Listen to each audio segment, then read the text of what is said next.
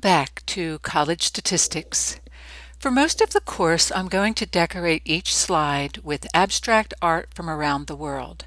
The message here is that, number one, statistics are like abstract art in that they have the ability to distill things down to their essence. And number two, the international flavor reinforces the idea that statistics can also convey diversity and variability from one person to the next and from one group to the next. Our goal then is to both simplify and at the same time to capture the important dimensions of complexity within a group. No easy task, to be sure. The objectives for this unit are as follows. You will be able to define and interpret the following: a histogram, a frequency polygon, a normal curve, a cumulative frequency curve, a cumulative percentage curve, and an ogive curve.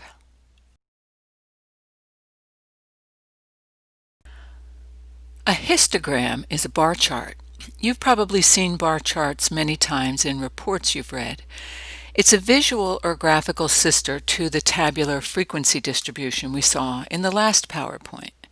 Here, instead of presenting the frequency of each score as a number next to the score, we present it as a rectangular bar above the score. The X, or horizontal left to right axis of the histogram, represents the different scores people could obtain. In our example, it was the number of dates each person received. And the Y, or up and down vertical axis, represents the frequency counts.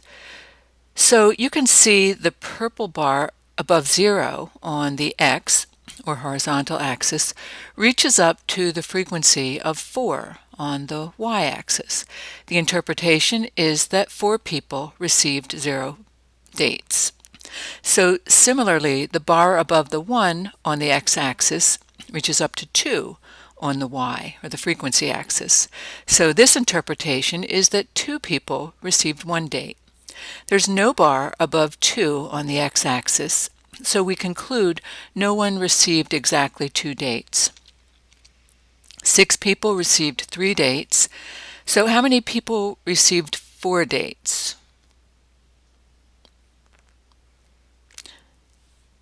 If you said 7, you are correct. How many people received 5 dates? If you said 9, you are correct. You can interpret the other scores along the X-axis in the same way. There's one odd thing about the X-axis I should point out. Notice it reaches a bit beyond the range of possible scores. At the bottom and at the top of the scale, although it's impossible to get -1 dates, it includes a -1 at the bottom of the scale. Also, no one received 11 dates, but I included 11 at the top of the scale, and I'll explain why I did this as we go along. This is a frequency polygon. It represents the same information as the histogram, but in a slightly more abstract form. Instead of a rectangular bar above each score, I used a single point to represent the number of people obtaining that score. I also connected all the points so that we end up with a figure that resembles the Matterhorn mountain range in Switzerland. As with the histogram, the point above 0 on the X-axis appears on the line that corresponds to the number 4 on the Y-axis. Thus, 4 people received 0 dates. 2 people received 1 date, no one received exactly 2 dates, and so on up the X-axis. Unlike the histogram, however, I left off the -1 at the low end and the 11 at the high end of the X-axis to clarify a detailed point about the ways we present data on a graph. One of the customs in statistics is that we want to close the frequency polygon at the top and at the bottom. That's why we need to extend the range of the X-axis 1 unit below and 1 unit above the range of the data. And you'll see what this looks like on the next slide. So this frequency polygon contains exactly the same information as the prior one. The only difference is that it has a finished look because the lowest number on the scale is -1 and 0 people received a score of -1, so the polygon is closed off at the lower end by extending the line down to 0 on the y-axis. Similarly, at the top of the scale, 0 people received 11 dates, so we closed the polygon by bringing the line down to 0 on the y-axis. The reason we want the frequency polygon to have a finished look is simply because it's aesthetically more pleasing. The finished look doesn't add any necessary information to the graph. This polygon provides a very rough idea of a distribution of scores that we'll see many times in statistics, and it's called a normal distribution. We'll talk more about this distribution as we go along.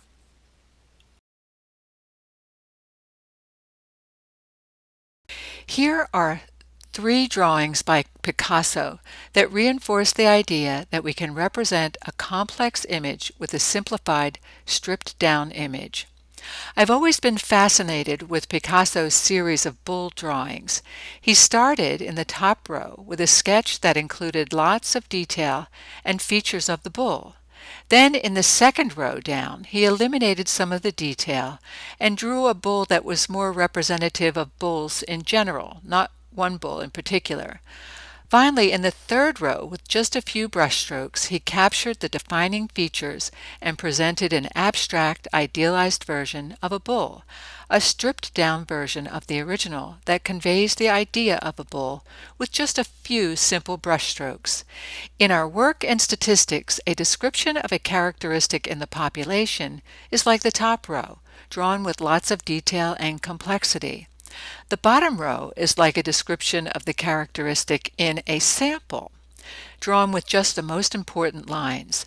That's what we want to do when we derive a set of statistics. We want to choose a simplified set of numbers that describe a sample to make inferences about characteristics that exist in the larger population. So first, we need to understand the difference between a sample and a population. This drawing is an idealized, abstract form of a normal distribution. I've eliminated all the idiosyncratic detail present from one data set to the next, but I captured the main form of a normal distribution with a single brushstroke, if you will. It is said that God loves a normal curve, and now that you're aware of the form, you'll be amazed how many characteristics in nature, including in human behavior and physical characteristics, present themselves to us in a normally distributed frequency polygon. It's a symmetrical curve with fewer cases at the low and high ends, and many cases near the middle of the distribution.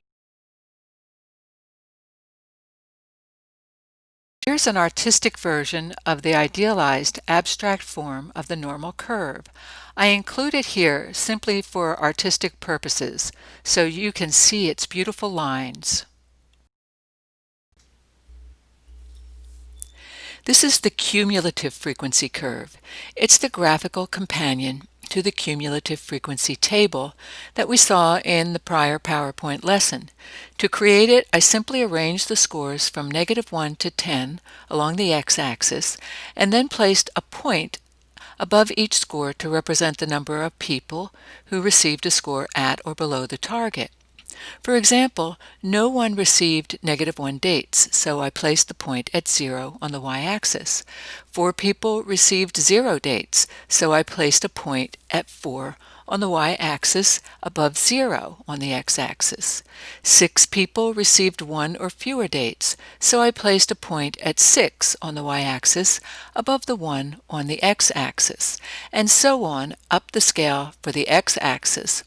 We can think of the accumulation of scores as we move higher on the x-axis as a snow shovel collecting people as it goes from lower numbers to higher numbers. There are only a few people who received low scores, so the cumulative frequency curve increases gradually at first. Then there are lots of people who receive scores in the middle range of the x-axis, so the cumulative frequency curve increases more steeply in the middle range of x. Then, in the high score range, There are fewer people to add to our snow pile, so the curve only increases a little bit at the high end of the x-axis. Notice this curve is closed off at the low end because I included -1 at the low end of the range of x, and 0 people received a score of -1. But it remains open at the high end because all 50 people in the sample are accounted for. The cumulative frequency for a score of 10 is 50. That is, all 50 people received 10 or fewer dates. By convention, the highest value reported on the x-axis on a cumulative curve is the highest score in the dataset, which in this case is 10 dates. The cumulative percentage curve looks exactly like the cumulative frequency curve on the prior slide. The only difference is the y-axis provides the percent of people who received a value of x or lower. To create this curve, I plotted the data from the cumulative percentage table from the prior PowerPoint lesson with the scores, which is number of dates, represented on the x-axis, and the cumulative percent represented on the y-axis. Again, you can use the metaphor of a snow shovel to think about the shape of the curve. As the shovel moves from low to high values of x, it collects a small percentage of people at first, then in the middle range of x, from 2 to 6, it collects a large percent of people. By the time we get to the value 6 on the x-axis, we've collected 80% of the people. Then the curve levels off a bit at the high end, rising more gradually until we get to the maximum score of 10. We can see that 100% of the people, that's all 50 of them, received 10 or fewer dates. Again, note I included a -1 at the bottom of the scale as a convention so that I could close the curve off at 0% on the y-axis. Also at the high end, I finished the scale for the x-axis at 10, which was the maximum score obtained. This resulted in an open curve at the high end, which is conventional for curves of this type. Recall we saw the frequency polygon for these data could be represented in an idealized abstract version as a normal curve called a bell curve because of its pleasing bell-shaped appearance. The bell curve is an iconic shape in statistics. You'll see it time and time again as you spend more and more time in this new and exciting world of data and numbers. At first, the things you find in this world may seem mysterious and almost magical, but as you spend more and more time in the world of numbers, you'll begin to feel comfortable and secure as you find the laws of logic and probability make things predictable and sensible. This world is especially attractive for those of us who love to present our ideas with a great deal of precision. We find cumulative curves can also be represented in an idealized abstract version called an ogive curve. Ogive is spelled O-G-I-V-E, but it's pronounced ogive. An ogive curve is one you will see often in statistics. We'll find an ogive curve whenever we have normally distributed data and we want to convert our graph from a rectangular bell-shaped frequency polygon to a cumulative frequency curve. Normally distributed data, in this example, occurred because a small number of people were looked over and received no dates. Their mailboxes were very light, and most of the people received 3 to 8 dates. They're in the middle range of the popularity, if you will. And a small number of people, perhaps the most popular people in the group, found lots of dates in their mailbox, as many as 9 or 10. When normally distributed data from a frequency polygon are converted to cumulative curves, it can be a frequency or percentage curve. You'll see an iconic ogive curve as shown in this slide. Because normal distributions occur often in nature, ogive curves do too. You can see by the shape of the curve that it conveys information about the scores.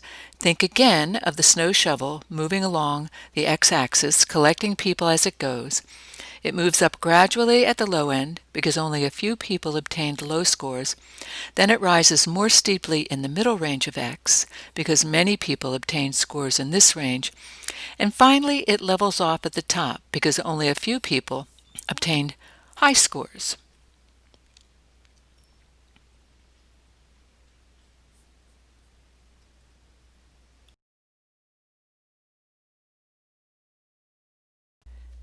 In sum, we covered the following topics in Chapter 3.2 on graphical methods: histogram, frequency polygon, normal distribution, cumulative frequency curve, cumulative percentage curve, and ogive curve. This is the end of Chapter 3.2, and next up is Chapter 3.3, where we'll be talking about grouped data.